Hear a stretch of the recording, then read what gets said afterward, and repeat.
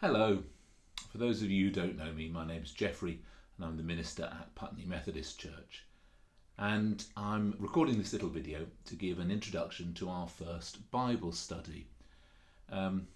Because of the coronavirus, all normal church life has been upset and we've been doing things in a different way. And during lockdown, some of you may have seen the videos we recorded for a daily Bible study. Well, now our churches are fortunately beginning to reopen. We've decided not to restart our evening services at Putney for the time being, but instead to do an online Bible study that people can join in via Zoom. And there's, if you're interested in joining, there's some details below about how you can email me and I'll send you a link. And we've agreed that each week we'll try, whoever's leading, we'll try and record just a little short video like this one to give a bit of introduction and allow people to read up in advance if they'd like. Now, a lot of people sometimes get worried about Bible study and they think they shouldn't go because they don't know anything. And of course, that's the whole point of Bible study, is we're all coming to learn from one another. Or they don't go to Bible study because they know too much and perhaps they've got a PhD or whatever. But actually, I always find, and I think many people find, and Christians have found throughout history, that by bringing and hear our life experience, the stories, and from hearing from one another's experiences, gives fresh insight into old stories. And we always learn a great deal by listening carefully to one another as we read the same text together. Now, so I do hope that whatever your thoughts, fears, prejudices, background, you would feel able and comfortable to come and join us.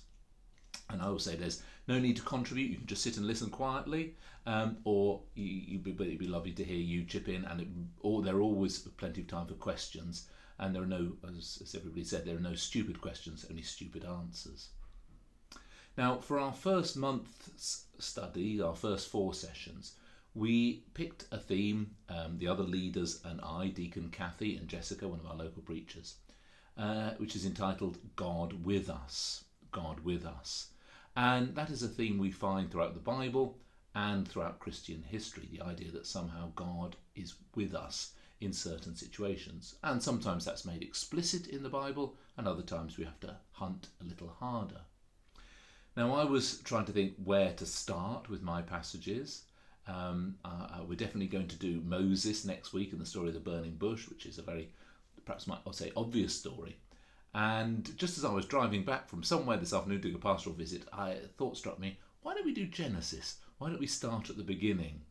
And to think of that beautiful expression, and I'm going to read it from the King James Version, where the Bible says, in Genesis chapter 2, and of course I can't find it now, and they heard the voice of the Lord God walking in the garden in the cool of the day. And that expression, that imagery has inspired lots of people over the millennia. And it's an image that really speaks to me, this idea of God walking with Adam and Eve in the Garden of Eden, walking literally amongst them and talking to them face to face. So I thought, well, let's start there. So our first passage that we're going to be looking at in our Bible study is Genesis chapter 2, verses 4 to the end of chapter 3, so 3:24. Now, I'm not going to read that now. You can go away and read that for yourself. And one advantage of Bible study in this way is that we can encounter texts. We can both look at text more deeply than we can do in a sermon in the morning worship, and we can examine longer texts than we would do in the passage that we usually read on a Sunday morning, which is often much shorter. So we're going to look at those 2 chapters of Genesis. Now, I approach it with some trepidation because if I'm honest, as a minister, these are some of the passages that come up most often in people's questions. They are some of the most famous passages in the Bible, the stories of creation, the story of Adam and Eve, the Garden of Eden, and they're also some of the most controversial. And they've provoked a huge amount of debate, especially in recent decades, about whether the Bible is true or not, or whether these stories are real in any sense. And there's been so much spilt ink, and there are huge numbers of volumes and YouTube videos out there taking very diametrically opposed views. Now, if in the Bible study we venture onto those things, that's fine. But my interest here really is, I would like us to think about, what does it mean that there was this mythical time, and mythical of course is a controversial word, this time when God and humanity walked alongside one another. And the Bible starts with this image of God and his creation walking in perfect harmony in the Garden of Eden. And then it all seems to go wrong very quickly after this.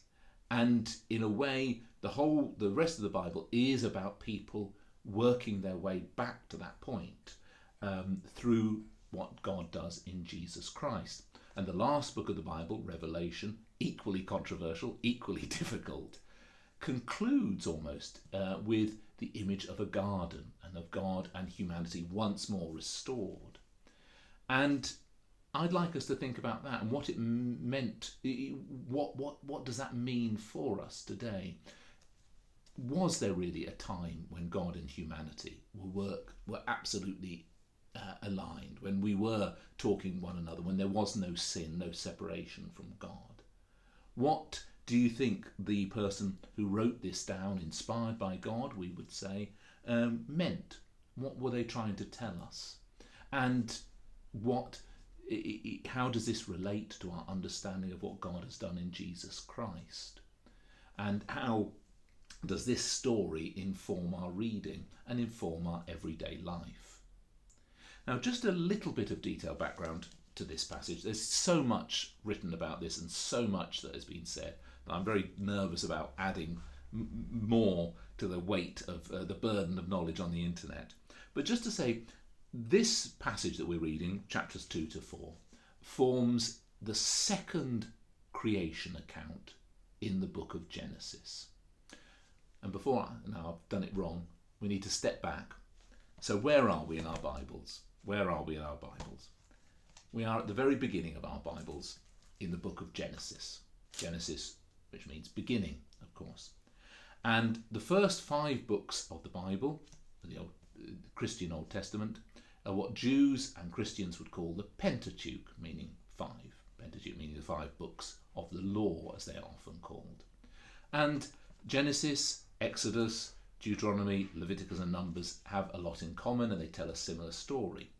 But the first 11 chapters of Genesis are written in a different way, and they seem to be from a different hand, perhaps. And some people would think of them as acting as a prologue to the whole Bible.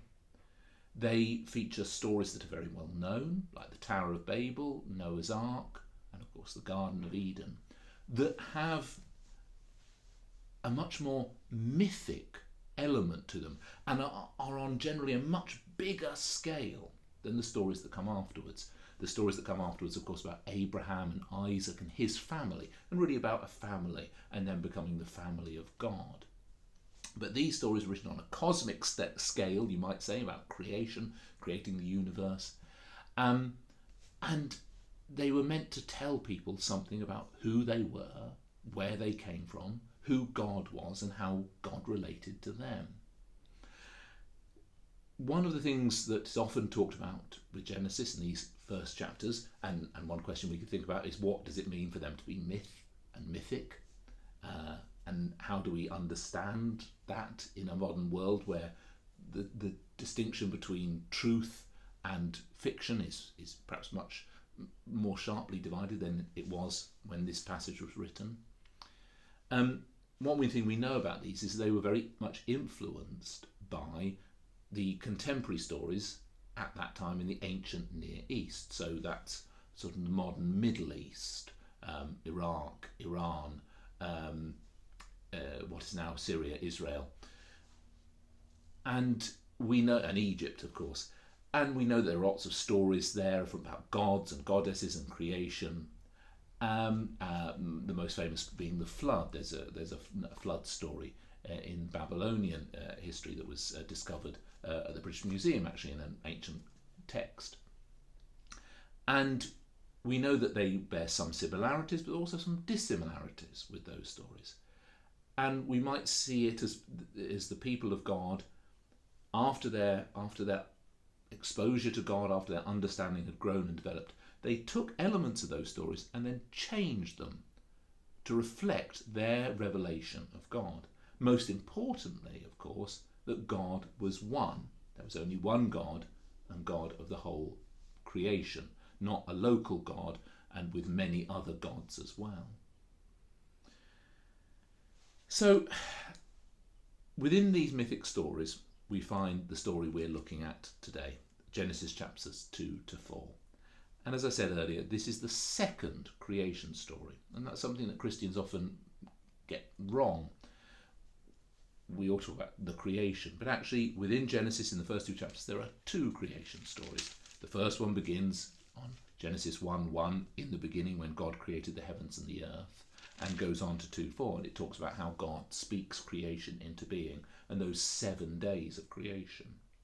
Then there is this second account of creation, where we have God forming creation from the earth being already there, but God creating life, and in particular creating Adam, creating man from the mud and blowing life into him, and then creating Eve. And one of the things we'll need to talk about in this story is how we interpret these stories in a much less patriarchal, male-dominated society. And this second account, we think, probably was older than the first account and comes from a slightly different source. And we can talk a little bit about how we know that, if you're interested. And it speaks about creation in a different way. And there's much more of a detailed story about God talking to Adam and Eve and them talking back. And of course, the second half of the story is chapter 3, where we have the famous incident in the Garden of Eden with the apple and sin coming into the world. So that's a very brief introduction. There's lots more we could say about it, and there's lots more we could talk about if people want. We can take the discussion where you'd want. But as I say, the thing I'd like us to think about when you look at the story, perhaps, is to set some of those questions about myth and facts and truth, however, what is truth, asked Pilate, aside, and just think about that idea of God walking with humanity in the cool of the day, or in the NRSV version it says, more prosaically, at the time of the evening breeze. What does that mean? What does it mean that there was this time where God and humanity were as one, and God walked literally beside humanity in the cool of the night in the Garden of Eden? And what does that mean for our understanding of Jesus, our understanding of our faith, and our understanding of what is to come in the future? Lots to discuss there, lots to talk about. I hope we can help one another. I hope we can have an interesting discussion. This is all set for Sunday, the 1st of November at 7 p.m. Details below or on our website at Putney Methodist Church. I look forward to seeing you there. All the very best. Bye-bye.